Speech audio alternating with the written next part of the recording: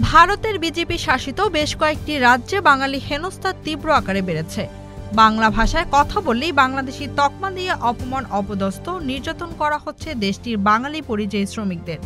বাংলাভাষীদের হেনস্থার প্রতিবাদে এবার সোচ্চার হয়েছে পশ্চিমবঙ্গের শাসক দল তৃণমূল কংগ্রেস। এ অবস্থায় বঙ্গের মুখ্যমন্ত্রী মমতা বন্দ্যোপাধ্যায় মোদী সরকারকে চিঠি পাঠানো সহ প্রকাশ্যে হুঁশিয়ারি দিয়েছেন। বুধবার প্রতিবাদ স্বরূপ বিশাল মিছিল নিয়ে রাস্তায় নামে তৃণমূল কংগ্রেস। মিছিলে মমতা বলেন, বাংলা স্বাধীনতার জন্ম দিয়েছে, রবীন্দ্রনাথ, নজরুল, বঙ্কিমচন্দ্রের জন্ম দিয়েছে। আজ সেই বাংলা ভাষায় কথা বললে গ্রেপ্তার করা হচ্ছে। বিজেপি সরকার ভয় দেখিয়ে বাংলার মানুষকে দমিয়ে রাখতে পারবে না। আমি প্রয়োজনে ডিটেনশন ক্যাম্পে যাব, তবুও বাংলায় কথা বলবো। তিনি আরো বলেন, বিজেপি বাংলার ভাষাভাষী মানুষদের অসম্মান করলে আমরা দেশ জুড়ে আন্দোলন গড়ে তুলব। বাংলায় সমস্যা করলে আমরা দেশ ঘুরে ঘুরে এর জবাব দেব। এমন অবস্থায় বিশ্লেষকরা বলছেন, মোদির আগ্রাসী জাতীয়তাবাদী নীতির বিরুদ্ধে মমতার এই সরাসরি অবস্থান জাতীয় রাজনীতিতে নতুন বার্তা দিচ্ছে। বাংলায় ভাষার অধিকার রক্ষার লড়াই এবার দিল্লিতে রাজনীতি পর্যন্ত পৌঁছাতে চলেছে।